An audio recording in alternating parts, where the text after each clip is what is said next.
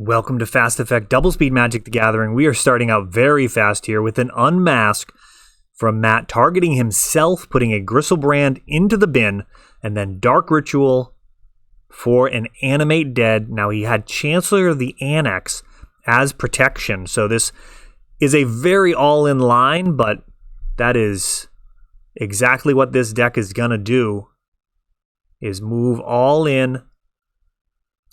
Get down Griselbrand. Now, you see that Shockland losing 2 life may seem like a big deal, but we are going to learn that it's actually not at all a problem with these next plays. 1 black mana floating, a Lotus Petal. And this is actually not going to be Reanimator. This is going to be one of my favorite decks. A variant on one of my favorites. Should be at 4 life here for a Children of Corliss, and this is Tin Fins. He's going to be going back up to 20 and then able to draw 14 more cards to try and find another Children. So that 18 should actually be a 16 there on that remarkable token. Just pulled that aside. Actually shows up pretty well on camera. Yeah, no complaints at all about how that looks. Not much to do here except see as much as possible of what Matt is doing before scooping.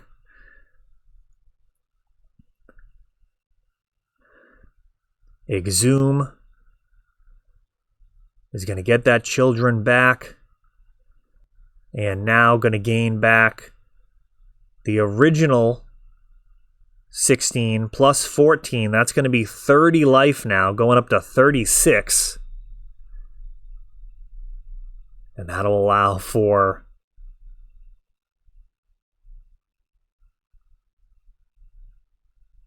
five more draws here from Tin Fins. Griselbrand, 5 more draws of 7. Like, he's going to be able to go down to 1 life here if necessary. Actually, he might not even be able to draw that many cards. He may actually have to stop drawing cards for fear of decking himself, depending on what his win is. Now, I had a lot of fun with the build that I think it was Matt Nass had built for a GP a few years back. It was a Dark Depths hybrid that had a Living Wish board, so you could potentially get people with Dark Depths or the Tin Fins combo, and I enjoyed that deck tremendously. Attacking with Merit Lages sometimes. Here, however, Matt looks like he's got another way of winning, and it's got to be instantaneous. With that other deck, you would actually win with Laboratory Maniac, and then you draw yourself out with Griselbrand. And here, there's going to be a discard spell that prompts the scoop, as Matt won't actually know what I'm on. Did not know what he was on prior to the start of the match. This is probably round 2 or 3 of one of our weekly tournaments here. If you do play Legacy, if it's something that you have been missing, getting down to your local game store, you can join the fun. It links in the description to actually play with us, and the feature matches are actually what you're watching here. So first round, it's totally random. It's always the number 1 table. Unless anyone involved in that match opts not to be on camera, then we'll go down the ranks and find another match. But in general, if you keep winning, you are pretty much guaranteed to be able to play a match for the camera, as long as your opponent is not totally against it.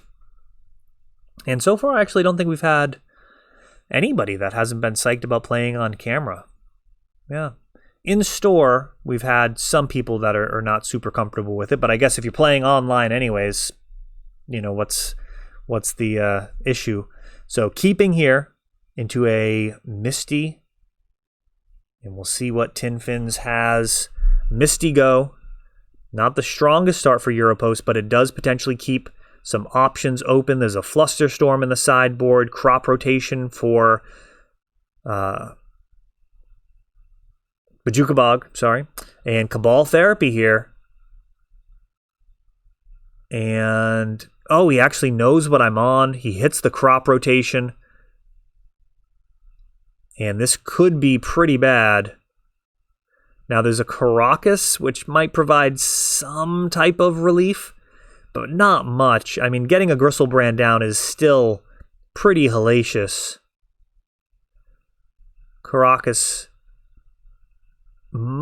barely complicates things. I mean, drawing 14 off of Gristlebrand, very likely going to allow you to continue doing things even if the Gristlebrand is bounced with the Caracas. I mean, this is a real good chance you're going to be able to like unmask yourself or something to put him back in the graveyard. So now an Entomb. And you're going to have a fetch in response for a Tropical Island.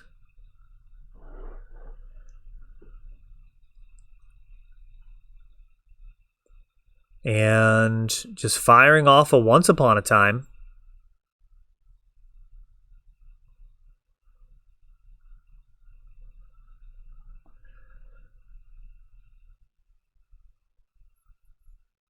Grabbing Glimmerpost. And Flusterstorming. So building the storm there with the Once Upon a Time.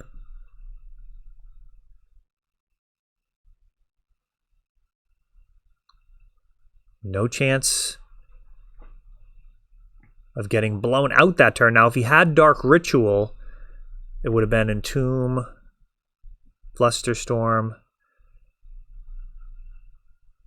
Yeah, he could have paid it if he had a Dark Ritual.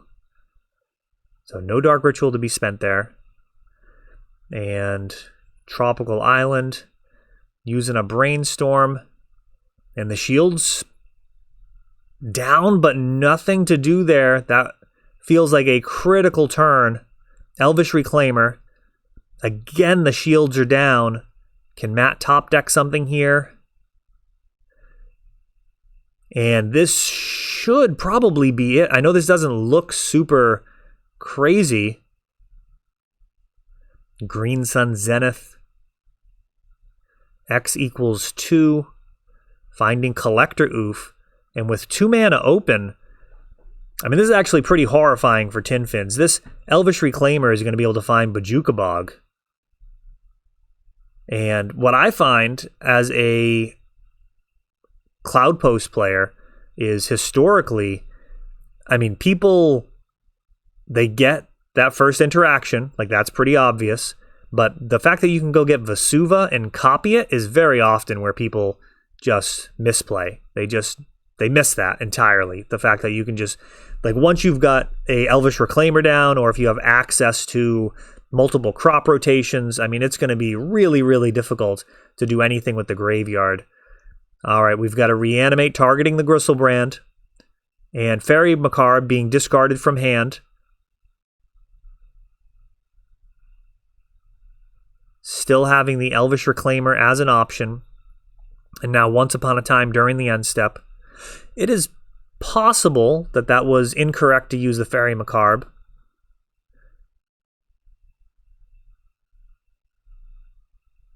Could have set the mana base back. And now Elvish Reclaimer being used during the end step. Going for some more speed here. And now going to have,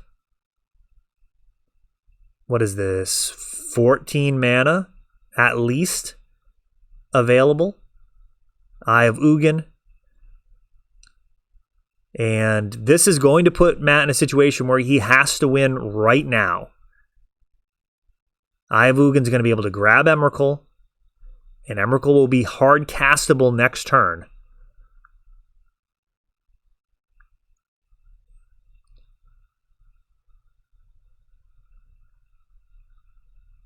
It is now or never. Thoughtseize. Seeing just a Fairy Macabre.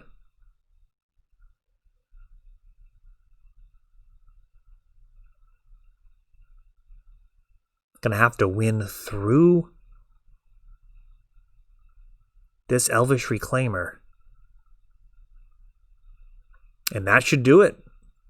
During the end step, grabbing a Cloud Post, and then activate Cloud Post, and going to be able to easily cast Emrakul here just off of those 3 Cloud Posts. That's going to be the 15 mana. It's actually only 13 needed thanks to the Eye of Ugin. And Matt scooping it up as we are on to game number 3. That Flusterstorm. You know, for all of the difficulty I'm having justifying Euro in Europost, going with this blue splash, that was a heck of a Flusterstorm. That was a good one. More Graveyard Hate also would work in that spot in that particular game, but I mean, that is one of the things that the blue splash can give you is access to hard castable counters like Flusterstorm. Of course, you get Euro, and the main reason for the blue splash really is Brainstorm. I mean, the card is just so good. If there was a green Brainstorm, I mean, you definitely would be playing 4 of them in a mono green list. So, I don't know. I really don't know what I want to be doing with this list. It is tough. Brainstorm, just such an incredibly good Magic card. And if you're swapping it out for other 1-mana spells, I mean, it does feel kind of incorrect to play like an Expedition map over Brainstorm. On the mull here, Tinfin's going to be on the play. Got to be pretty much the underdog here. Oh, a keepable 6. We'll see what Matt is able to do. No Chancellor, so that's a good start. Chancellor of the Annex, such a brutal card. Though it does get significantly less value for the inclusion of Once Upon a Time. That card, any type of 0 casting cost cards do really screw with the Chancellor value. We've got a Faithless Looting.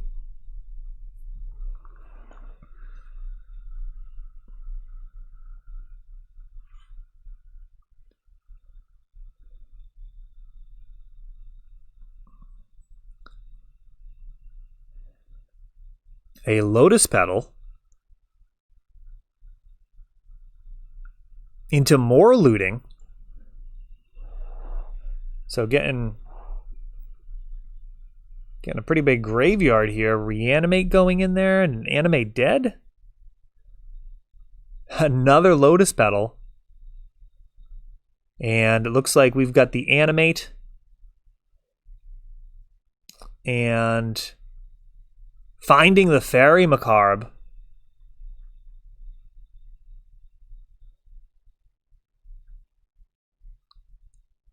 Hitting a Faithless Looting and the Chancellor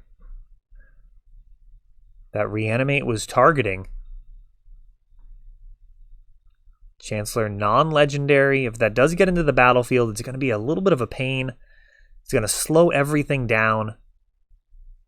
I know 12 Post feels like the type of deck that would easily have a bunch of extra mana lying around, but the reality is you need your mana in those first few turns to get to the point where you have an insane amount of mana. It does require some setup most of the games.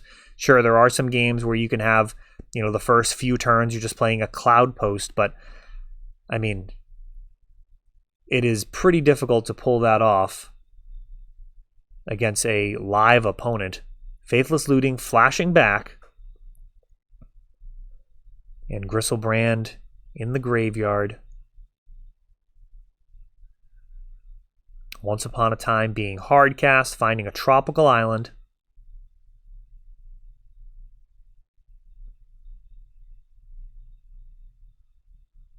Two mana for a Green Sun Zenith, leaving a Trop untapped, representing Flusterstorm or crop rotation.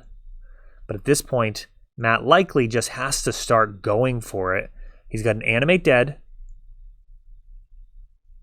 And there's the crop rotation in response. No response from Matt means this is going to be pretty bad. This Bojuka Bog is going to blow out this graveyard. And I'm not sure if we got that ruling right. So I'm pretty sure in the past, Animate Dead would just stay on the battlefield. And I think I might actually be checking this here. I believe that the current wording is that it is an enchant creature that, I forget what the actual wording was. The way I interpreted it after reading The Gatherer was that it is a enchant creature, and if a enchant creature is on the battlefield, my understanding would be that it would just go to the graveyard if it's not on a creature. So let me know if that's not the way it works. For a while, I'm pretty positive Animate Dead could just be on the battlefield as a global enchantment. It's not going to make a huge difference. There are obviously pretty significant reasons why that could matter, particularly in like the World Gorger Dragon combo. Candelabra coming down, 2 mana open, so this Elvish Recruiter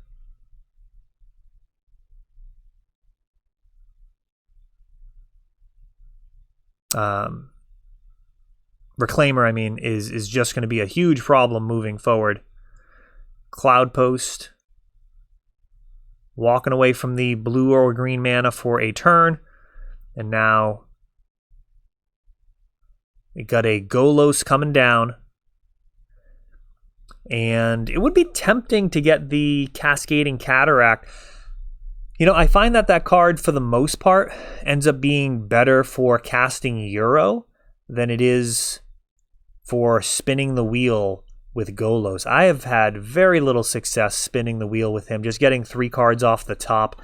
I've had plenty of games where I could do it multiple times, and overall, just getting 6 random cards off the top, or 3 random cards off the top, not nearly as good as just doing a more focused plan. Often it's better to just go get another Cloud Post or an Eye of Ugin with him than trying to spin the wheel. At least that's been my experience in the few times that I've played the deck. 4 Cloud Posts now.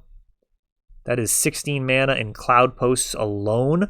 And then that Candelabra can untap them all. Can pretty much do anything in Magic.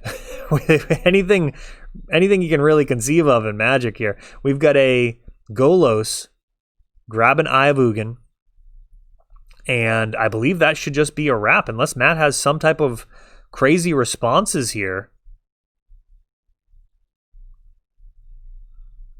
This is just like all the mana. Bounce Golos. Float 3. Well. So grab a Vesuva.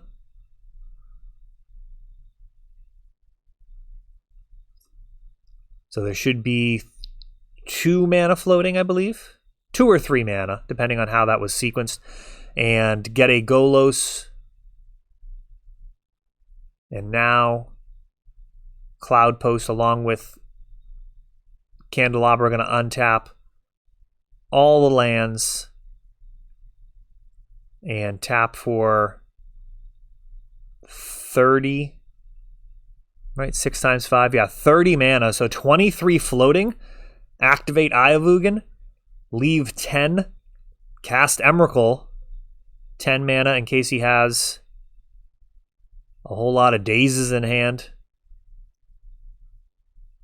I mean, there's really nothing. Oh, there you go. Bounce Emrakul and cast him again. So 2 turns in the queue.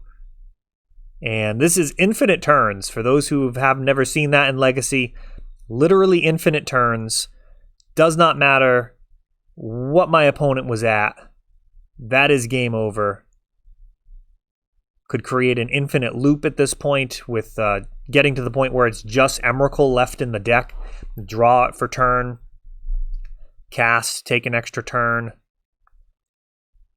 and then discard it to shuffle the library in. I mean, it's a mess. Like, you're not ever getting out of that. Never going to get decked, and can just take all of the turns.